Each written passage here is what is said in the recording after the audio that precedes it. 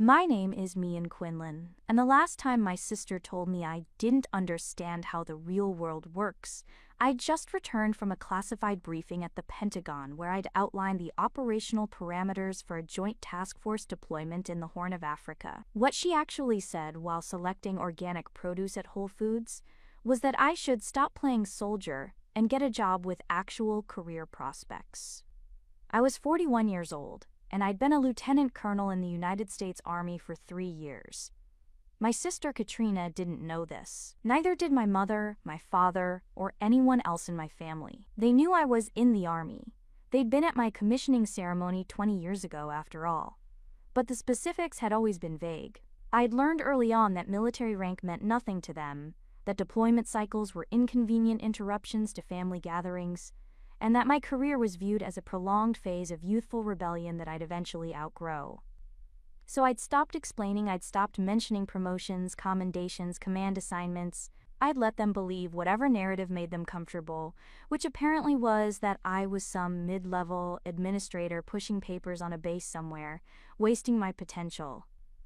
The truth was considerably different. I commanded a battalion, 800 soldiers. I had 2 Bronze Stars and a Legion of Merit. My last efficiency report had used words like exceptional and promote ahead of peers. I was on the short list for full colonel, which would put me in the top 1% of Army officers. My retirement pension alone would exceed what most people earned in a year. But to my family, I was just Mihan. Poor, misguided Mihan who'd chosen camo over couture. It had started so gradually I hadn't noticed it becoming pathological. When I was 23 and newly commissioned, Katrina had been proud of me. She'd bragged to her friends about her sister, quote, the Army officer. But Katrina was 2 years older, and somewhere in her late 20s, something had shifted. She'd married a wealth management executive named Trevor.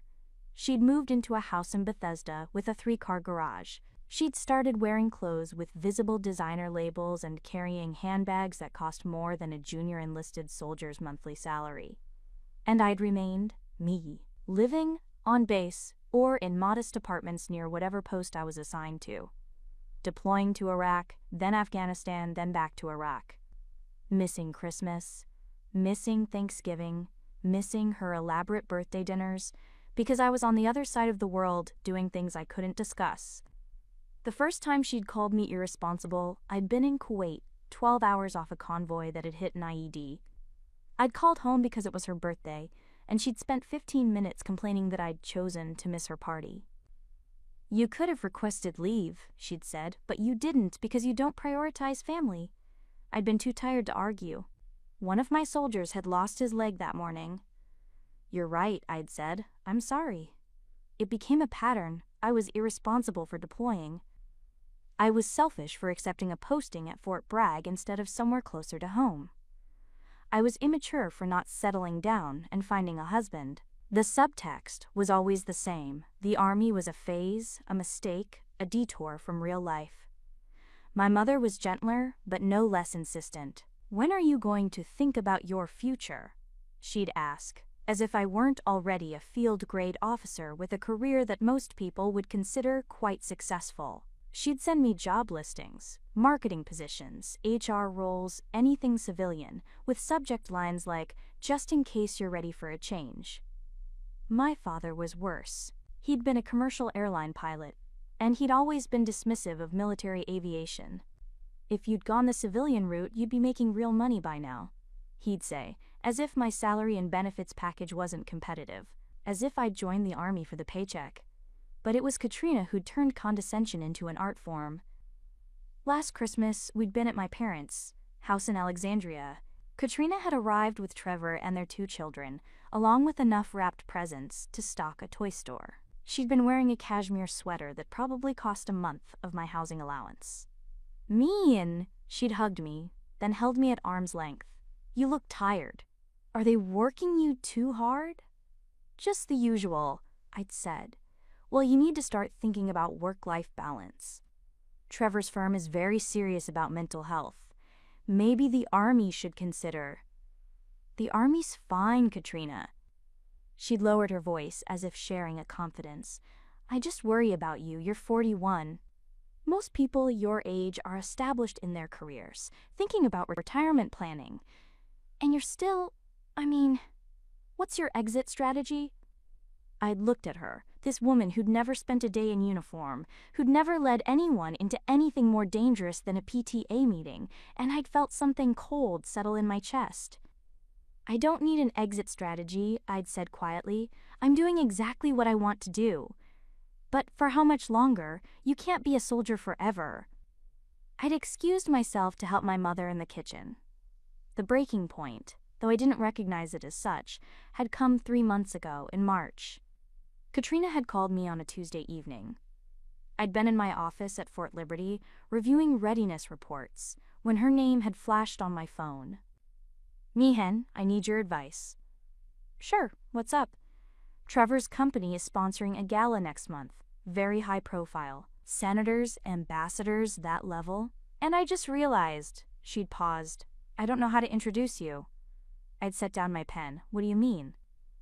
"Well, when people ask what my sister does, what am I supposed to say?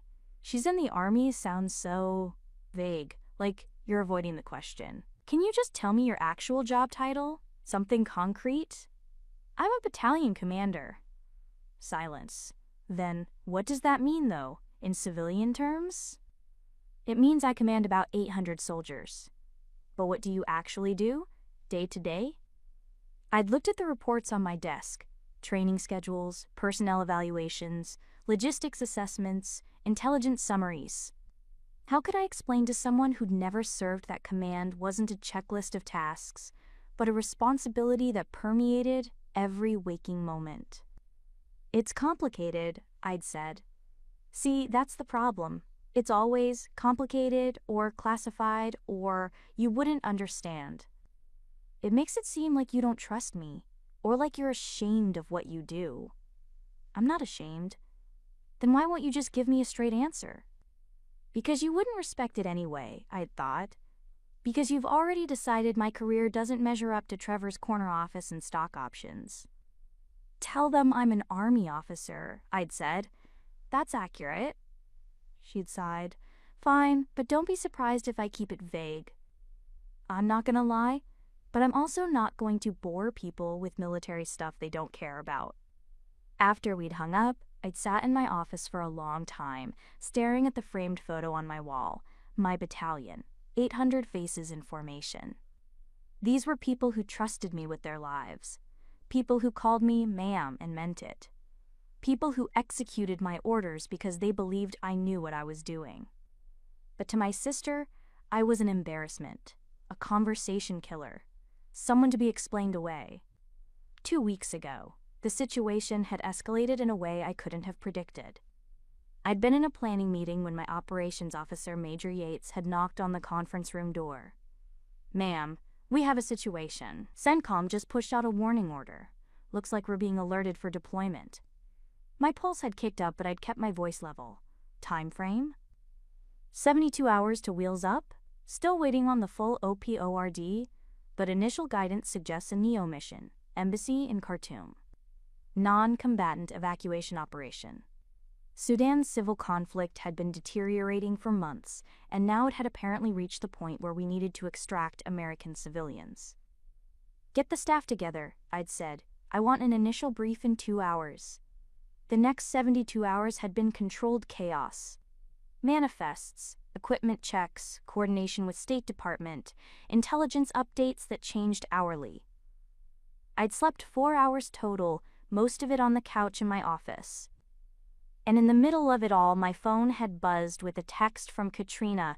"Mom's birthday dinner is Saturday at 7. Trevi Fountain in Georgetown. Don't be late. Trevor's boss is joining us, and I want to make a good impression."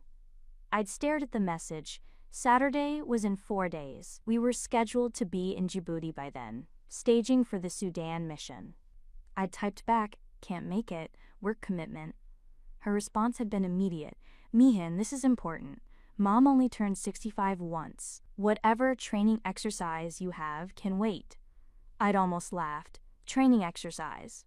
Can't be avoided, I'm sorry." This is exactly what I'm talking about. You always prioritize the Army over family. It's selfish. I'd put the phone down and hadn't responded. There was no point. She wouldn't understand that I was about to lead 800 soldiers into a potential combat zone. She wouldn't care that American lives depended on our execution. In her worldview, a birthday dinner at an expensive restaurant outweighed everything else. But then, 36 hours before we were scheduled to depart, the mission had been delayed. Political negotiations, bureaucratic wrangling, something. The timeline had shifted from 72 hours to indeterminate. Could be a week, could be 2.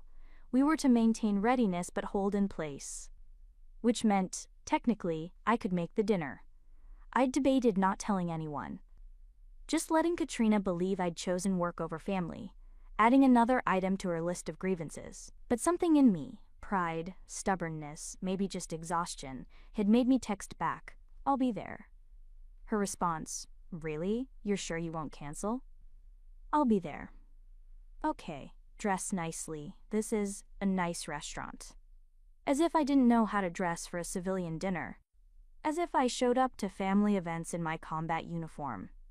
Saturday evening arrived with the kind of perfect June weather that makes Washington, D.C. almost tolerable. I'd driven up from Fort Liberty that morning, 3.5 hours of highway monotony that gave me too much time to think. My battalion was in a holding pattern, ready to deploy on 6 hours' notice.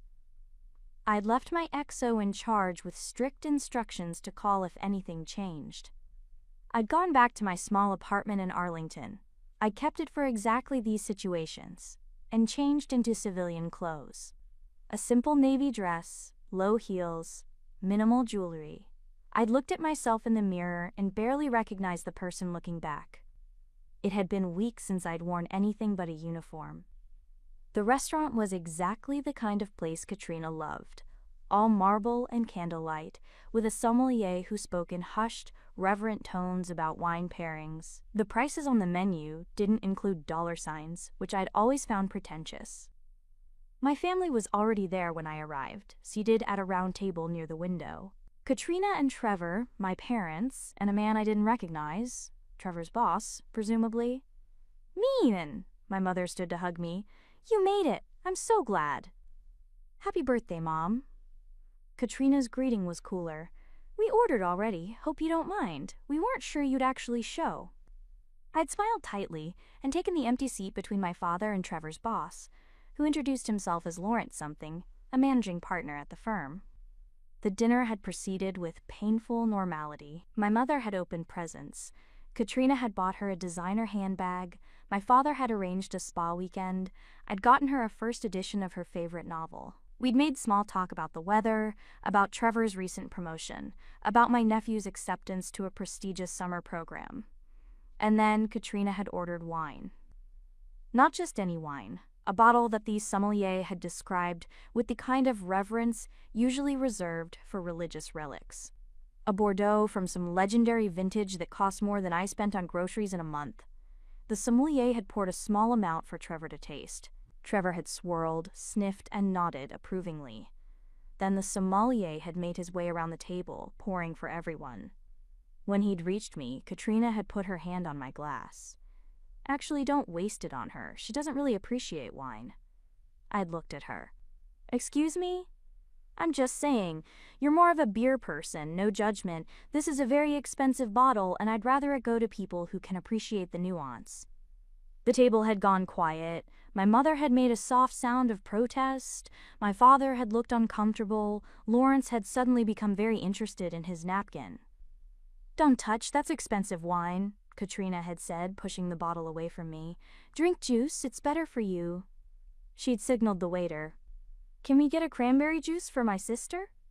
The humiliation had been exquisite. Not because I cared about the wine, I genuinely didn't, but because of what it represented.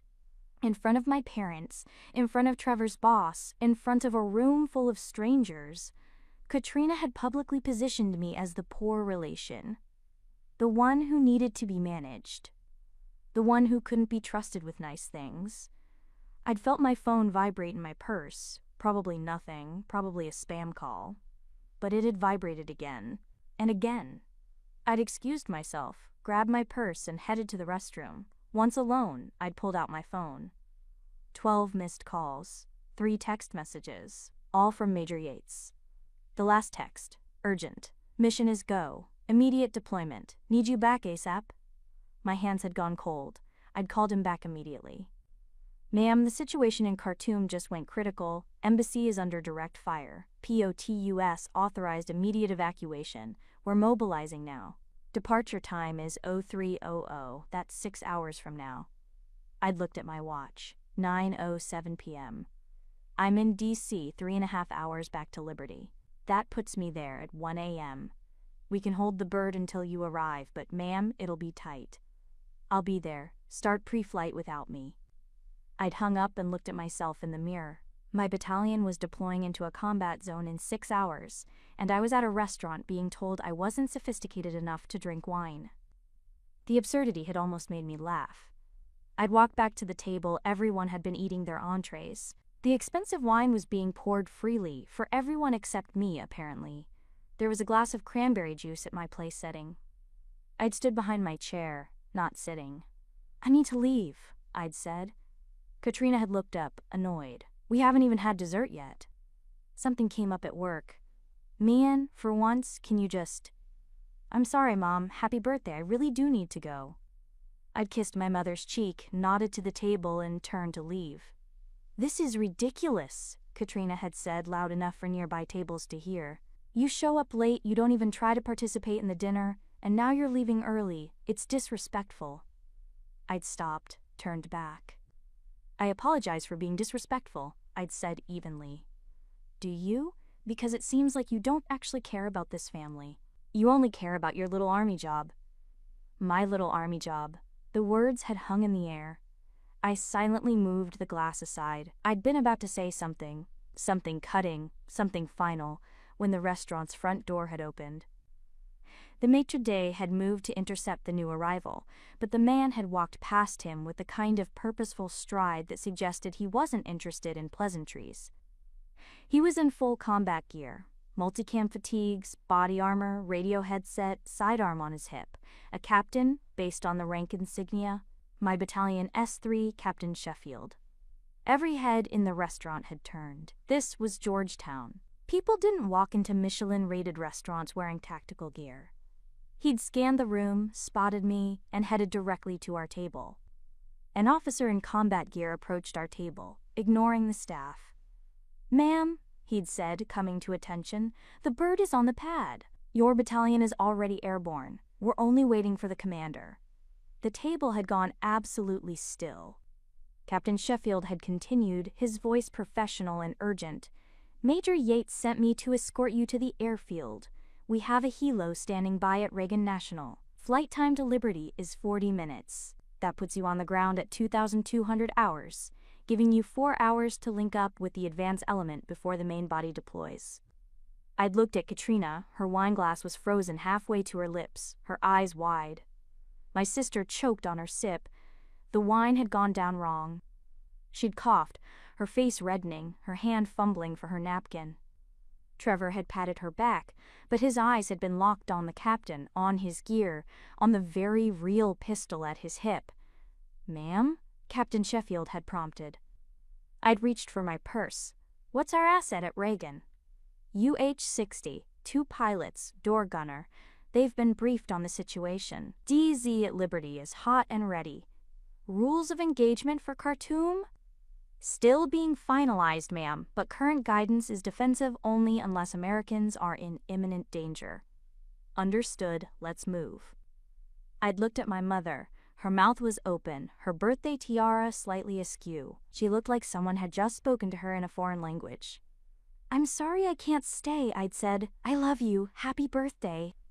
Then I'd looked at Katrina. Really looked at her. She was still coughing, but her eyes were cleared now, and in them I saw something I'd never seen before. Comprehension. Not complete comprehension. She had no idea what a Neo was, or what Khartoum meant, or why a UH-60 was waiting for me, but she understood, finally, that she'd been wrong. Your battalion? She'd whispered. 800 soldiers. I'd said, they're waiting for me. Lawrence, Trevor's boss, had stood up. He'd been in the Navy once, apparently, because he'd straightened to something resembling attention. "Godspeed, Colonel," he'd said. "Colonel!" The word had hung in the air like a bell. Captain Sheffield and I had walked out of the restaurant together, past the frozen maitre d', past tables full of people in designer clothes eating expensive food. The temperature differential between the air-conditioned restaurant and the June evening had been stark. There was a black SUV idling at the curb. "Captain, who authorized the helo?" I'd asked as we'd climbed in. "Brigade Commander, ma'am." When Major Yates explained the situation and your location, the colonel personally made the call. He said, and I quote, "My battalion commander is not missing this deployment because of a traffic jam on I-95. I'd smiled despite myself. That sounds like him. The drive to Reagan National had taken 12 minutes. They'd cleared us through a private gate, directly onto the tarmac where a Black Hawk had been waiting, rotors already turning. I'd climbed aboard, and we'd lifted off into the night sky. Below, I could see the lights of Georgetown. Somewhere down there, my family was still sitting at that table, trying to process what had just happened. I wondered if Katrina was still drinking the expensive wine. I wondered if it tasted